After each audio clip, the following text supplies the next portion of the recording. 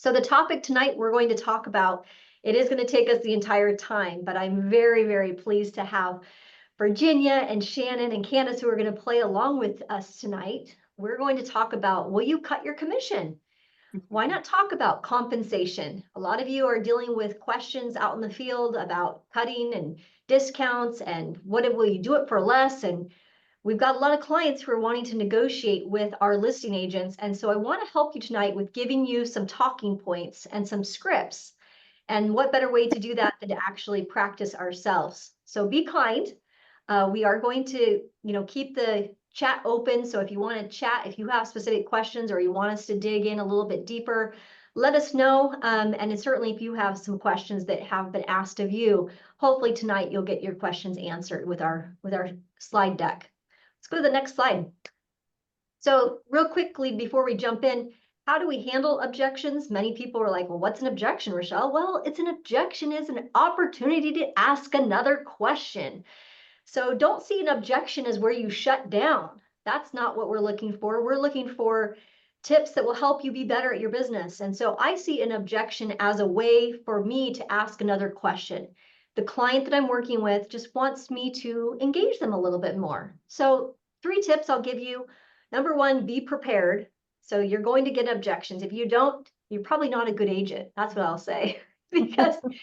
because everybody will get an objection, even I do. And the more you practice, the easier it becomes. And so now I don't even think of it as an objection. I just think of, we're just having a kind of a Q&A. We're just having a back and forth. Sure. That's how easy it has been for me to adapt because I've practiced a lot in handling objections. The second tip I'll give you is your tone. Your body language and your tone make a huge difference in how you handle an objection. So again, that's where I say be kind because we are doing this on Zoom. And most of the time, when you get these objections, they're in person. They're actually right in front of that client. So your body language and how you answer the question is going to be your tone. The third thing I would say is you need to be able to handle the objection. It needs to be something, if you are going to you're going to cut or you're going to rebate or you're going to reduce it, it needs to be a business decision. Some of you have chosen to operate your business that way. And so if it is in your business model to go ahead and cut or discount, then you need to lean into that. But it should not be made kind of like, oh, I'm going to go ahead and do this for you. That's not the way to properly negotiate your worth. So number 3, it must be a business decision if you're going to do it. Okay. Top 3 top agents. This is because, so if Rachelle's not good enough, these are from the top agents. Number 1, stop volunteering to cut. Stop volunteering. So when somebody says, will you reduce your commission? Or you already put that on the commission. I've even done this a few times, and that's a no-no. For top agents, they already go out the door and they get what they ask for. So stop volunteering to reduce your commission or reduce your compensation. Don't do that. Number 2, definitely write in your fee before you go into the negotiation or before you go into the appointment. Write your professional fee into the contract. That will also help you from having to volunteer or make adjustments. Most people, if it's written and they're signing and they want to work with you, they'll sign what's in front of them. And so you'll have less chance that you'll have to negotiate it if you do write it into your contract. And the third thing to do, or from top agents that they tell you, is make the decision to adjust during the negotiation, not before. So if you are going to make that decision, like you're going to make an adjustment to how things are structured, do it during the negotiation. Okay, let's jump in. So the first one, Candice, I'm going to be the client and Candice is going to be the agent. So you don't have to hear my voice in this entire recording. Yay. So Candice, you're working with me. We get to the point where we're looking at the paperwork. And even though you filled it in, I ask you the question, this is the question, will you cut your commission? What will you say to me? Well, Rachelle, I understand your question. However, I am not willing to adjust my compensation at this time. If it makes sense during the negotiations, I'd be happy to help. I'm a strong agent and a strong negotiator. So let me fight to get you what you want to earn and what I deserve for the services my team provides. We will work together and make it happen. Okay, so I like the part where she definitely has the pause. That's where that body language comes in, the and then I understand. I think that's a very strong point. And Candice, would you say you use this? I use the first part a lot. Do you use like parts of this, or do you have a Parts different way? parts of this, I mean, and I also, I mean, depending upon the client, I might get personal. Mhm. I don't, I mean, my family doesn't even get discounts. They're paying full compensation. I So like that. there's no family deal or discounted rate that's going around, you know.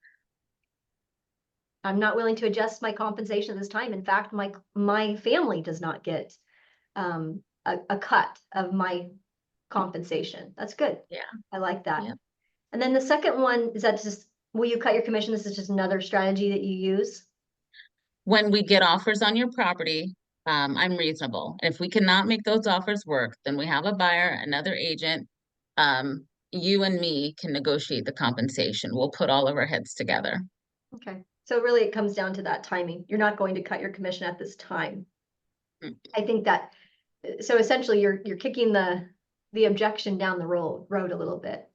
Yeah, So absolutely. once you're handling that objection, you're asking enough questions to understand that you're not willing to do it and you're not at this time. I like Right.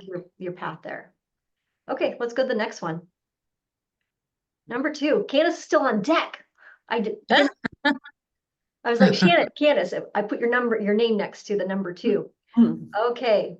Can we save on the commission? I've heard a lot about how across the nation, in fact, my friend Candice in Arizona, she is saving a ton on having to pay a commission.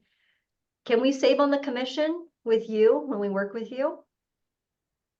I completely understand why you'd ask that, and it's definitely a smart question. But think of agent compensation as more than just a fee.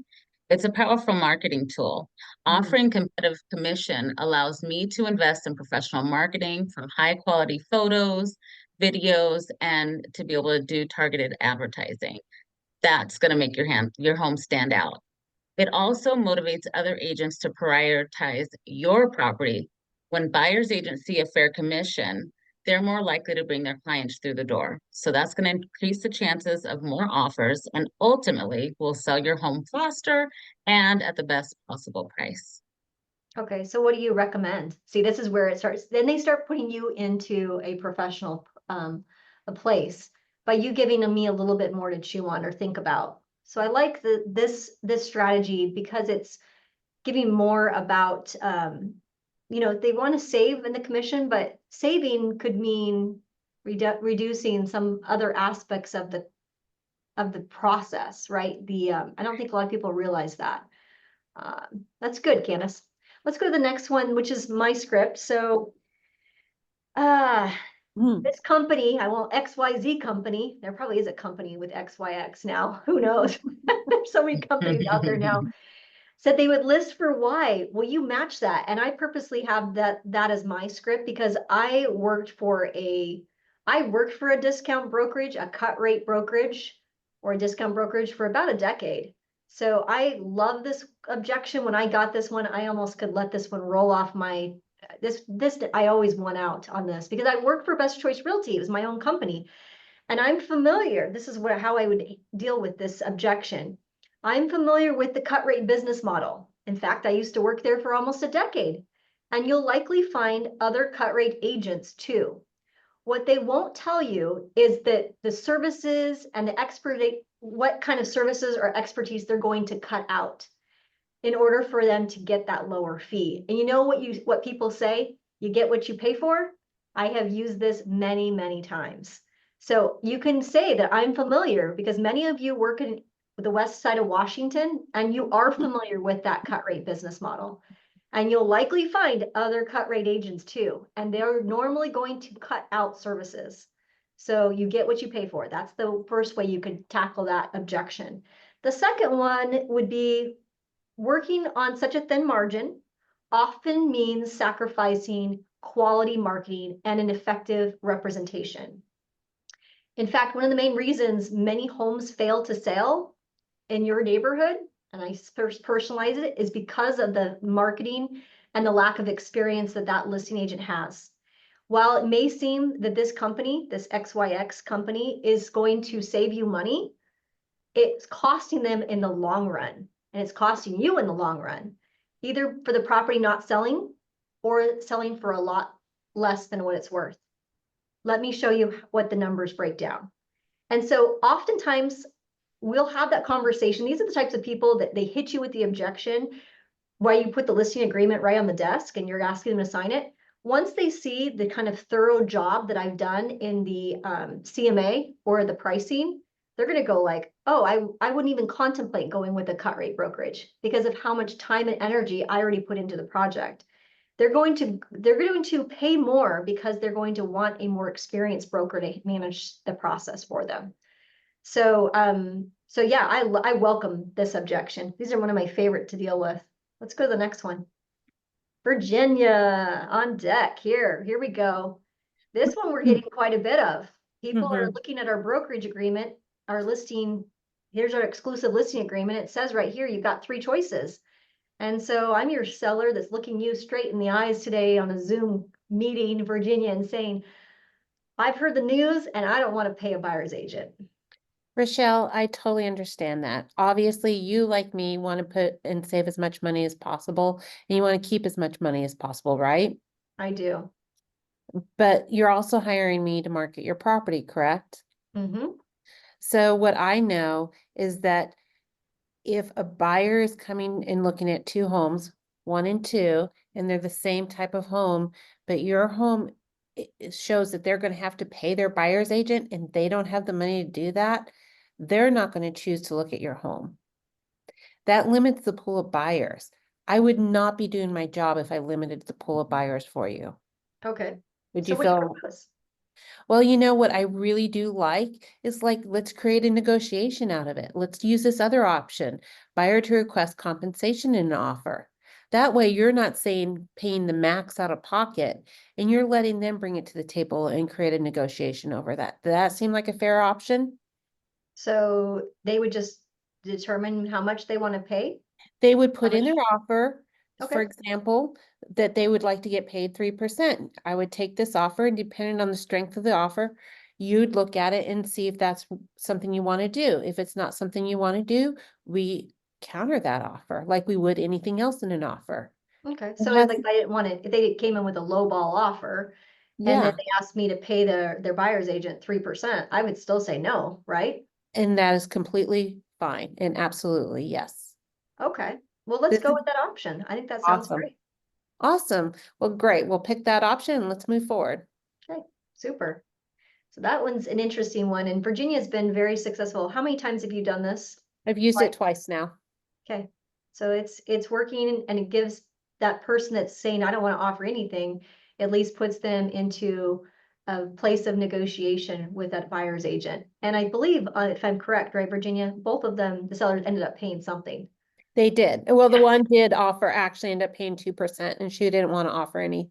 The other one's still on the market. Okay. All right, let's go to the next slide. Shannon's on deck. Okay, Shannon. So this one's just another way of asking, will you rebate? Will you rebate or give me some of your commission? I love this I one know. because we get this a lot. We get this a lot, so much. And I think as agents, they're too quick to like, they start flustering. Yeah, like even now I'm like, oh gosh. And sometimes it's important just to simply say no, but in a nice way that makes them understand they're not leaving money on the table, right? So one of the things that you could say is I understand why you're asking. I wouldn't want to leave any money on the table either. But my job for you is to get you the best possible deal. I protect your interest every step of the way through the offer negotiation, the inspection, the appraisal, and you start listing off some of your value. I focus my time on saving you time and money through smart negotiation. My clients find it more valuable to save money on buyer credits, the repairs, the vendor relationships I have, some of the terms of the contract during the offer negotiation. In the end, my goal is to make sure you come out ahead and you'll find my value you'll find that the value I deliver more than justifies the compensation I receive. So we just have to find a way to simply politely say no. Or not at this time, or Right. if it makes sense, but not at this time, right? I mean, there's ways to go about it, but I think I'm just saying, well, yeah, I can do that. It's not going to be helpful for you. Okay. Let's go to the next one. I like it. Oh, it's back to me? Wow. Will you charge me less since there are not many homes on the market? There's very few areas now. We were just talking as a group. Most of the areas we're starting to see the inventory pop up, and the condo market, we're sitting on the market for a couple months now. So we're starting to see inventory that's going to increase, and I think it's going to continue to increase. So you're going to get less and less of this type of ask, but you still might get these people that might be a for sale by owner, where they think their home is in this pocket area, this hot area, where there are not many homes in the market, and they're still going to ask you if they'll charge you less.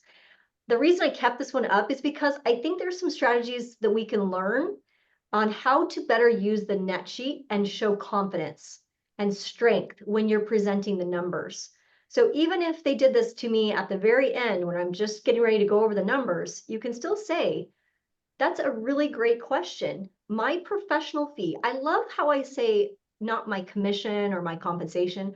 I actually have gotten a habit, since I've taken some luxury training and some certified training, to call it my professional fee. My professional fee for handling, my professional fee of whatever the percentage is this, and it's for a project like yours. I'm sure you'll be impressed with what I do for the amount I received. Let's go through the breakdown together, and I'll show you how I get paid. And then I lead into the net sheet and go through that net sheet from top to bottom on how much, this goes for and how much the taxes are. And I'm very quick to point out in Washington, the tax that we have to pay in Washington. And I pay all the expenses to market the property. I make it very clear about that. Everything I do and everything I spend comes out of my portion. I take on all the marketing expenses to list your property up front, and even after it closes, I still have to pay my broker. They don't need to know how much your broker gets paid. I still have to pay my taxes. I have to still pay federal and state taxes, and I have to pay my staff. I have a coordinator that I pay for other fees, and I don't earn as much as what it appears today on this net sheet. So I have had to get with those people, and I'm talking to the people, I always get them, the analytics, the ones that want to number crunch every dang fee on the net sheet. This is the slide. So if you want to take a picture of this slide, these are my talking points that I use. It's a great question. My professional fee is this. You got to say it with confidence, and I'm sure you'll be impressed with what I do for what I receive. Let's go through this breakdown together, and I will show you how I get paid. And then I just kind of, in a way, talk about the little things. They're actually big things. Taxes are a big thing. Other strategies. Some other key things before we wrap for the night would be always have a net sheet example. I always, went out the door, you better have a calculator on your phone, or you have some way to describe how you get paid. That will set you apart from just being a basic listing agent to a more experienced or more seasoned professional. 2 or 3 scenarios are best. So I never went out the door with just one. I always kind of had 2 numbers in my mind. And there have been some times where I've had to actually have 3 net sheets, one for like the low, one for the mid, and one for the high. And then I have my cute little purse that's folded, and I break out my net sheet that makes the most sense. I have done that. Yes, I have. I know Candice has too. And some of our top listing agents do that. They have 2 listing or 2 breakdowns that they can go over with the client. And then also the other strategy that I have used for some of our top negotiators, I will say, they're pretty sly, I will say. This is a kind of a fun one. They go out with a Form 40 or a CDA, commission disbursement. They have already got my signature on it. They put the address on the top, no joke. They basically make it part of their presentation. And so they've already agreed. So say you wanted to go out the door with a certain percentage that's higher than what you typically would accept. But people like to know they're getting a deal. And if you know you're going into a listing appointment with a deal maker, you may want to get my signature on the discounted rate before you go out in the appointment and just say, I had to contact my designated broker to authorize this ahead of time. So it works. It's very fascinating. It's like, oh my gosh, how much did they get on that listing? Yeah, but they thought through it. They knew who they were working for, and they knew that they needed to get just that senior leadership to sign off on that adjustment. And it's quite a fun little one that I get. So I'm happy to sign those Form 40s for you. I sign them very quickly. You would need to send it to me for electronic signature. So it'd make it easy on me, but I will sign it and get that over to you quickly so you can have it for your listing appointment. So I hope that was helpful just to kind of go through some different scenarios or different scripting. We are definitely here to help you and support you with any kind of listing or seller. We've got to push to get to 125, and I don't know, Candice hasn't looked at the numbers, I don't think yet. We check them every Tuesday, but we got still a long way to go between now and the end of the month to get to 125. So would love to help you get some more listings on the market and get them for best choice. Let's go ahead and open up for a couple questions. I think we have some time. I think we just had I did see a comment here from Frank. He said that he usually says, I don't get paid an hourly base, so that's why I charge a fee, the fee that I do, and then I put it on them. If you owned a business, let's say a painting company, would you take cuts on your fee you charge for the job when you know you worked hard and did your best to make sure they love the work? It normally gets them thinking. Mostly all will tell you they cannot cut price of someone if they did their job. So Frank, that's great. I love how he personalized it, how he handles, the painting, but I think that's so cool. Such a relatable thing. Most people have had, had to hire a contractor at some point. Yeah. And I like how he's adding that story into the mix. Very good job, Frank. One of the things that I know Rachelle talked about, sometimes terminology is just really important to kind of set yourself up as a professional. And so practice. I mean, the next time you take a listing, stop saying the word commission. It comes across just car salesman-y. I mean, we all kind of know that vibe and how that energy is. And let's posture you guys up. You guys are professionals, so call it a professional fee. Another thing I know that some of the listing agents that are very, very successful do is they don't call it their listing. When they start saying, this percentage for the project, they're saying for the project. They're not saying for the listing. I'm taking this on. This is my professional fee for the project. Because they operate that way. That's how they're able to run their business. We had another question came to me directly, Rachelle. I charged a friend that referred the client a half a point less than I typically charge my clients now. What should I do? Interesting. Yeah, that's unfortunately sometimes the word gets out when you do these special deals for certain people. Let's pin it. Virginia, you have something to say about that? So I've done that and before, and what happens is that Once you've done it, it's like the cat's out of the bag, Yeah. per se. And what happens is you're constantly chasing after it. And I've had to really, because my previous team I worked with, everything was about quantity. So you did whatever it took to get the listing. But what happens is you work really hard, or you work really, really hard, and then they expect that you're going to work really, really hard for pennies on the dollar every single time. So I mean, I was in a listing appointment recently, and I could have gotten 3%, and because it was a friend of a friend, I didn't go after it, and I'm still mad at myself. But here's the deal. You can't do anything about it today, but tomorrow make sure you find your value and move forward on that. Okay. I like that. Yeah. Yeah. Candice, you have a different way of, so if she's already done it for one, it's like you've got to make a decision. I treat everybody the same in the way I handle my business. But if you've already done it for somebody, do you have to do it for the friend? And you kind of get in your head. I would say Get out each, of your head. get out of your head, and like every single house and property is different and unique. Yeah. And you realize that, you know, the timing also, we're going in here to the winter, so you put time on top of that. And that also impacts how you charge as well. You know, some contractors, when they go out and they bid a job in the winter time, because they have to deal with the wet and the product and how to get the product to, it's the same thing. Real estate agents are no different. So I think you look at it from the timing, get out of your way, get out of your head, and just, you got to think about each property or each situation is unique.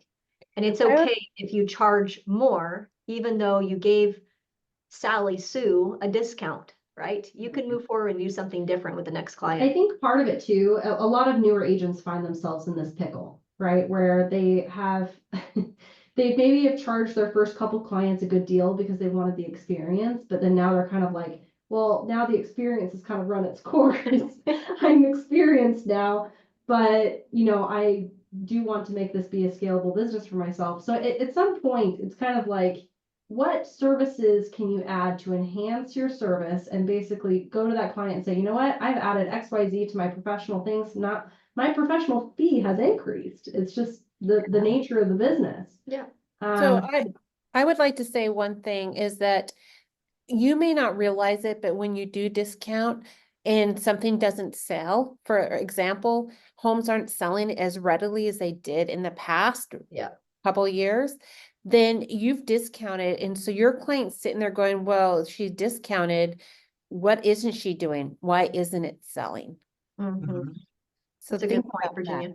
Yeah. Mhm. Great points. Hopefully that was helpful for whoever asked that question. That was great. Any other questions that we could answer for you? Yeah, here's one that just came in. Thank you, Ansa. Should your professional Doesn't fee have to be. be the same with buyers and sellers? Does No. it need to be identical? No, it does not. And I would say that the most of the experienced brokers will have a different fee that they charge a buyer, and they'll have a different fee they charge a seller. And that's what's cool, is it's negotiable. And you set the price. Your brokerage sets the price too. You don't, you know, we can't talk about the other brokers in other companies about how they're doing their fees, but we, as a brokerage, and how you set your pricing, that is your choice. And Mhm. that's something that you can negotiate, and it can be different for buyers and sellers. Okay. Wonderful. Hopefully that was helpful.